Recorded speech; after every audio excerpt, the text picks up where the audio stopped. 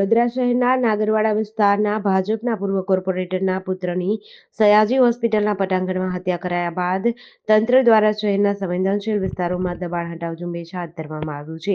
છેલ્લા 4 દિવસથી ચાલી રહેલી આ ઝુંબેશ આજે પણ યથાવત રહી. આજે તાંદલજા વિસ્તારમાં રસ્તા પર કરવામાં આવેલા હંગામી દબાણો દૂર કરાયા હતા. ગઈકાલે દબાણ હટાવ કામગીરી સમયે તંત્ર અને સ્થાનિક વેપારીઓ વચ્ચે ઘર્ષણ બાદ આજે ચુસ્ત પોલીસ બંદોબસ્ત ગોઠવાયો હતો. તેમ છતાં કેટલાક સ્થળો પર વેપારીઓ અને તંત્ર વચ્ચે ઉગ્ર બોલાચાલી થઈ હતી. ભાજપના પૂર્વ કાઉન્સિલરના પુત્ર તપન પરમારની હત્યા બાદ વડોદરાના મનપા દ્વારા દબાણો દૂર કરવાની ઘનિષ્ઠ ઝુંબેશ શરૂ કરવામાં આવી છે. વાવ વિધાનસભાની પેટા ચૂંટણીનું પરિણામ આવી ગયું છે. ભાજપના સ્વરૂપજી ઠાકોરની 1300 મતની લીડથી જીત થઈ છે. 13 નવેમ્બરે મતદાન બાદ સૌની નજર આજના પરિણામ પર હતી. આજે પાલનપુરના જગાણા સ્થિત સરકારી ઇજનેરી કોલેજ ખાતે મતગણતરી હાથ ધરાઈ હતી, જેમાં 20 રાઉન્ડ સુધી આગળ રહેલા કોંગ્રેસના ગુલાબસિંહ રાજપૂતને પછાડીને ભાજપના સ્વરૂપજી ઠાકોરે જીત મેળવી છે. વાવ વિધાનસભાની પેટા ચૂંટણીમાં વાવ, સુઈગામ અને ભાભર તાલુકાના 179 ગામોના 321 બૂથો પર 70.54% મતદાન થયું હતું. 3,10,681 મતદારો પૈકી 2,19,266 મતદારોએ પોતાનો મત આપ્યો હતો, જેમાં 1,20,619 પુરુષ અને 98,647 મહિલા મતદારોએ મતદાન કર્યું હતું. પાલનપુરના જગાણા સ્થિત સરકારી ઇજનેર કોલેજ ખાતે કુલ 321 બૂથથી 23 રાઉન્ડમાં મતગણતરી હાથ ધરાઈ હતી, જેમાં ભારે રસાકસી બાદ અંતે વાવ બેઠક પર ભાજપનો ભગવો લહેરાયો છે.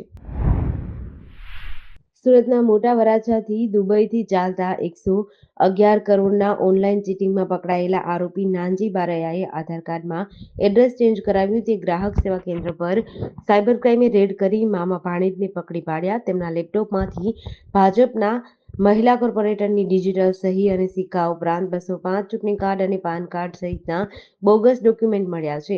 આરોપીએ CSCમાં આધાર કાર્ડ અને ચૂંટણી કાર્ડમાં એડ્રેસ ચેન્જ કરાવવામાં બોગસ ડોક્યુમેન્ટો બનાવી અપલોડ કર્યા હતા. સાયબર ક્રાઇમના કર્મી યોગેશ વરાછા પોલીસમાં ફરિયાદ આપતા પોલીસે કેન્દ્રના સંચાલક ભાવેશ ગજેરા અને તેના ભાણેજ પ્રતિક કોલડિયા સામે ગુનો નોંધી ધરપકડ કરી છે. કોર્ટે બંનેના 3 દિવસના રિમાન્ડ આપ્યા છે. બંને આરોપી મહિલા કોર્પોરેટરની જાણ બહાર ડિજિટલ સહી સિક્કા મેળવીને ખેલ કરતા હતા. સાયબર ક્રાઇમની ટીમે 2 દિવસ પહેલા વરાછા વૃંદાવન સોસાયટીના ગ્રાહક સેવા કેન્દ્ર પર દરોડા પાડ્યા હતા. સેન્ટરમાંથી 2 લેપટોપ, 3 મોબાઈલ, મોર્ફો વેબકેમ સહિત 1.33 લાખની મત્તા જપ્ત કરી હતી. રાજકોટમાં પીએમ મોદીના નામ સાથે સંકળાયેલી સરકારી શાળાઓની બદતર હાલત જોવા મળી છે. પીએમ શ્રી પ્રોજેક્ટ હેઠળની 18 શાળાઓને મોડલ સ્કૂલ તરીકે વિકસાવવાનું જિલ્લા કલેક્ટર દ્વારા સપના સેવવામાં આવ્યું, પરંતુ પરિણામ તે પરિપૂર્ણ થશે તે સવાલનો જવાબ મેળવવા માટે રાજકોટ જિલ્લાની પીએમ શ્રી પ્રોજેક્ટ હેઠળની શાળાઓના આચાર્ય સાથે વાતચીત કરતા સામે આવ્યું કે કોઈ સ્કૂલમાં રમતગમતનું મેદાન નથી, તો અમુક શાળાઓમાં વિદ્યાર્થીઓ માટેની પ્રાથમિક સુવિધા ગણાતી બેન્ચ નથી. કેટલીક સ્કૂલમાં શિક્ષકોની ઘટ 50% છે, જ્યારે લેબોરેટરી અને લાઇબ્રેરીની સુવિધા પણ ઉપલબ્ધ નથી. ઉપરાંત મોટાભાગની શાળાઓમાં વિદ્યાર્થીઓની સુરક્ષા માટે અતિ મહત્વપૂર્ણ CCTV કેમેરા જ નથી. સાથે જ ચોકીદાર અને માળી નથી, તો ક્યાંક પાણી પણ આવતું નથી, જેથી જિલ્લા કલેક્ટર પ્રભવ જોશી અને જિલ્લા પ્રાથમિક શિક્ષણાધિકારી દીક્ષિત પટેલ જાગે તો જ આ શાળાઓની સ્થિતિ સુધરી શકે તેમ છે. વર્ષ 2036ની ઓલિમ્પિક ભારતમાં યોજાય તે માટે પીએમ મોદી દ્વારા દાવેદારી કરવામાં આવી છે. સમગ્ર દેશનું પ્રતિનિધિત્વ કરનારા ખેલાડીઓ તમામ રમતમાં ઉત્કૃષ્ટ પ્રદર્શન કરી શકે તે માટે અત્યારથી તૈયારીઓ શરૂ કરી દેવાઈ છે. ગુજરાતના અમદાવાદ પાસે સાણંદમાં સ્પોર્ટ્સ સંકુલ તૈયાર થઈ રહ્યું છે. ઓલિમ્પિકમાં રાજકોટના ખેલાડીઓ આંતરરાષ્ટ્રીય કક્ષાએ સારું પ્રદર્શન આપે તે માટે સ્પોર્ટ્સ કલ્ચર વિકસાવવામાં આવ્યું છે, જેમાં અંડર 14ના વિદ્યાર્થીઓ 12 વર્ષ બાદ ભારતને મેડલ અપાવી શકે તે માટે DLSS સ્કૂલમાં તાલીમ આપવામાં આવે છે. બાદમાં ગુજરાતના આર્ટ ટ્રેનિંગ સેન્ટર પર એક્સપર્ટ કોચ દ્વારા તાલીમ અપાઈ રહી છે. રાજકોટમાં 23 નવેમ્બરથી સ્વિમિંગની નેશનલ સ્કૂલ ગેમ્સ રમાવા જઈ રહી છે. સૌરાષ્ટ્ર યુનિવર્સિટીએ એથ્લેટિક્સમાં 3 નવી ઇવેન્ટ ઉમેરી છે, તો રાજકોટના 4 વિદ્યાર્થીઓ રોલર સ્કેટિંગમાં નેશનલ કક્ષાની ટુર્નામેન્ટ માટે પસંદગી પામ્યા છે. દાહોદ જિલ્લાના ઝાલોદ તાલુકામાં ડોમેસ્ટિક એરપોર્ટ બનાવવા માટે ભૌગોલિક પરિસ્થિતિ જાણવા માટે સર્વે કરવા માટે નકશો તૈયાર કરી દેવાયો છે. નેશનલ હાઈવે 56ને અડીને આવેલા 4 ગામ ટાઢાગોડા, શારદા, ગુલતોરા અને છાયણમાં ખેડૂતો વિરોધ કરી રહ્યા છે.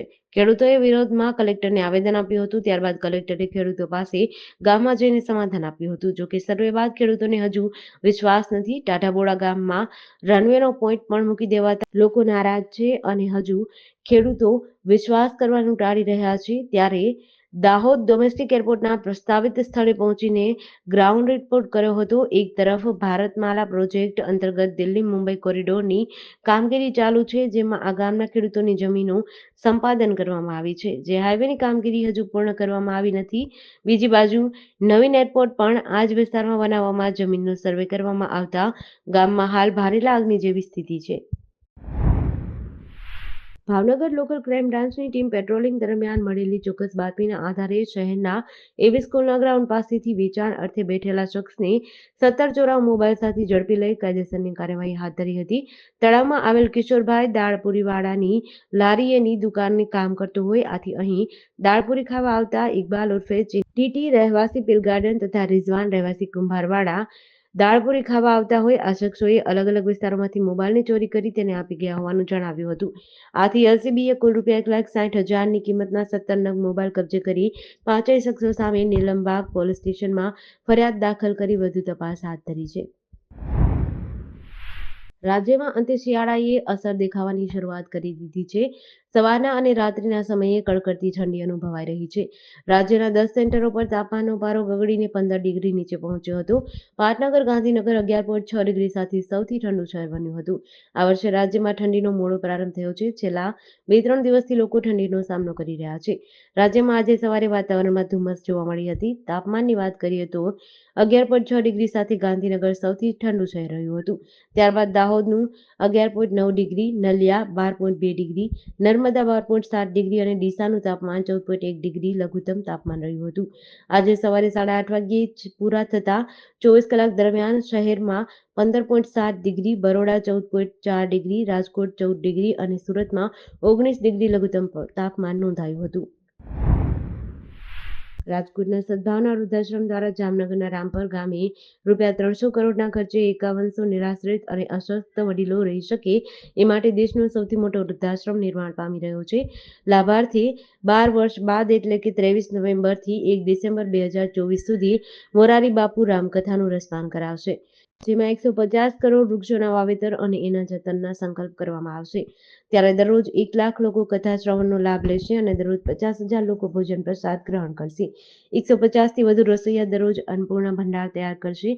જેમાં 9 દિવસની આ કથા દરમિયાન દરરોજ 1 મીઠાઈ, 2 શાક, ફરસાણ, દાળ ભાત આપવામાં આવશે. એ માટે 15 ટન ઘઉંનો લોટ, 300 ડબ્બા ઘી, 2000 ડબ્બા તેલ, 5000 કિલો ખાંડ, 6000 કિલો ચોખા સહિતનો જથ્થો લાવવામાં આવ્યો છે. દરરોજ ચૂલા પર 2200 થી 2500 કિલો લોટની રોટલી બનાવવામાં આવશે. જ્યારે દૈનિક 1000 લીટર દાળ અને 6000 કિલો શાક બનાવવામાં આવશે. અમરેલી જિલ્લામાં મોડી રાત્રે હત્યાની ઘટનાથી ચકચાર મચી છે. જાફરાબાદ તાલુકાના વડલી ગામમાં સામાન્ય બાબતે હત્યા કરતા નાનકડા ગામમાં ચકચાર મચી ગઈ છે. પ્રેમ લગ્ન બાદ પત્ની રિસાઈને માતા પિતાના ઘરે જતી રહી હતી. તેની અદાવતમાં ગિનાયેલા બનેવીએ બજારમાં જ શાળાને પાટું મારીને પાડી દીધો હતો. ત્યારબાદ લાકડાની પેટના ભાગે ફટકા મારતા ગંભીર ઈજા થઈ હતી. સારવાર દરમિયાન ડોક્ટરે તેને મૃત જાહેર કર્યો હતો. વડલી ગામમાં પ્રવીણભાઈ જીલુભાઈ સોલંકી નામના યુવકે તેના બનેવીએ બજારમાં જાહેરમાં પાટું મારી પાડી દીધો હતો. બાદમાં બનેવીએ લાકડું તેના પેટના ભાગે મારતા ગંભીર ઈજા થઈ હતી. પેટના ભાગે ઈજા થવાથી શાળાનું મોત થતા મામલો મોડી રાત્રે હત્યામાં પલટાયો હતો.